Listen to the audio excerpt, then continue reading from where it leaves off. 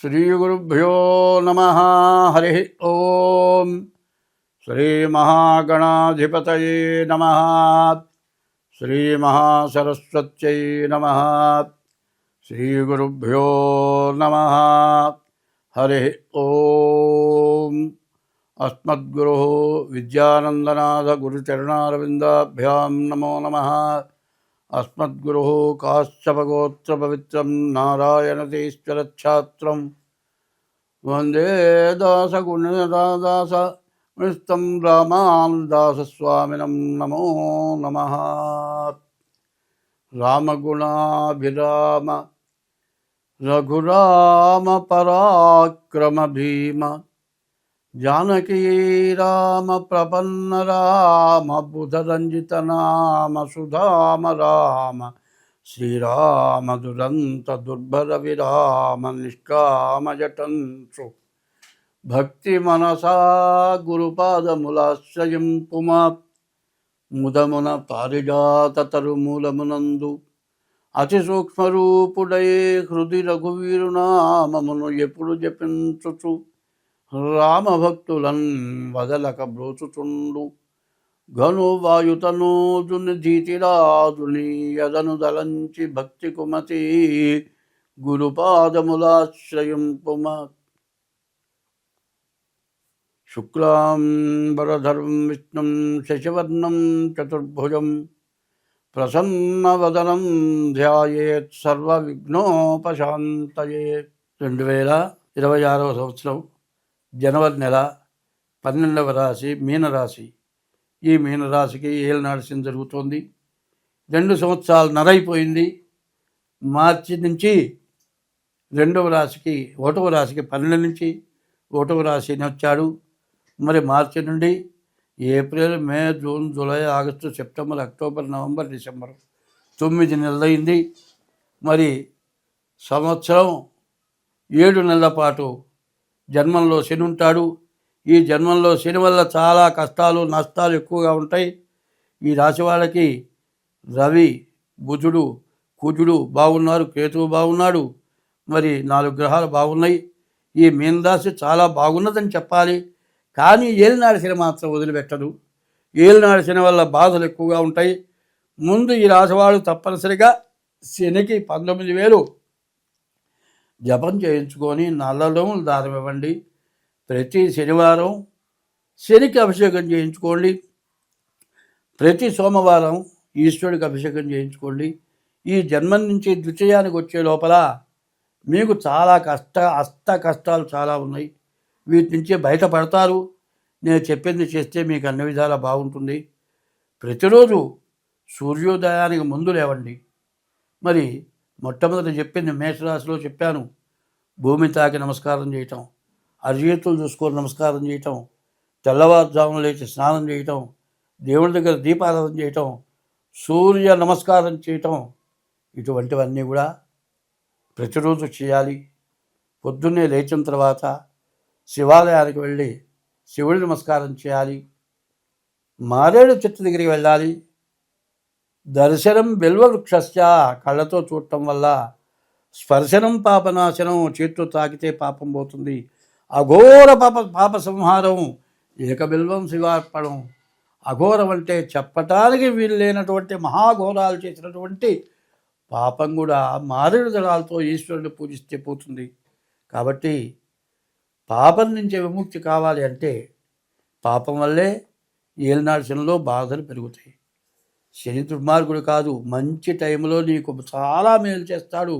ఇదే ఏలినాడు శనిలో మీరు పుణ్యం చేసుకుని ఉంటే చాలా సుఖపడతారు. పాపం చేసుకుని ఉంటేనే కష్టపడతారు. నీవు చేసింది కానీ, నీ తల్లిదండ్రులు చేసింది కానీ, నీ వంశంలో వాళ్ళు చేసిన పాపాలని కూడా మిమ్మల్ని హింసింపజేస్తారు. కాబట్టి ఈ రాశి వాళ్ళు ప్రతిరోజు కూడా శివాలయానికి వెళ్ళి శివ దర్శనం చేసుకోండి. అన్ని విధాలా బాగుంటారు.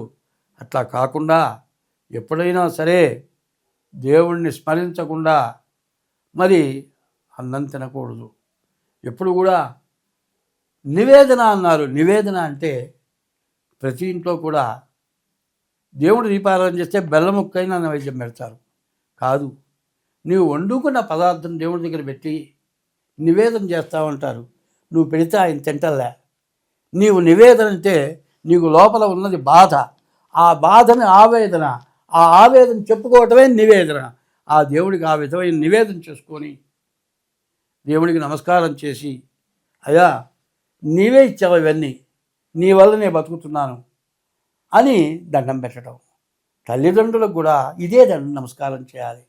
నాయన, అమ్మా, నీ వల్లే నేను బతుకుతున్నాను, నీవు జన్మను ఇవ్వబట్టే నేను బతికాను, మరి నీ తర్వాతే నేను అని తల్లిదండ్రులకి దైవానికి నమస్కారం చేయటం ఇది ప్రధానమైనటువంటి లక్షణం. ఇది పోయింది. తల్లిదండ్రులకు దండం పెట్టడం, దేవుడికి దండం పెట్టడం ఇది పోయింది. భార్యను సక్రమంగా చూడకపోవటం, తర్వాత విపరీతమైన ఉద్యోగాలు సంపాదనలో పడి చివరికి ఏమవుతుంది, ఈ పరిస్థితులన్నీ చాలా ఇబ్బందికరంగా ఉంటుంది. ఏమవుతుంది, ఖాళీ లేదు. ఖాళీ లేకుండా పగలల్లా చాకరీ చేసి ఇంకా ఎక్కువసేపు వర్క్ చేసి ఇంటికి వచ్చి పడుకుంటే నిద్ర పట్టలేదు కాబట్టి కొద్దిగా తాగటం. కొద్దిగా తాగితే ఒకరోజు కొద్దిగా, ముందు మందు, తర్వాత విందు.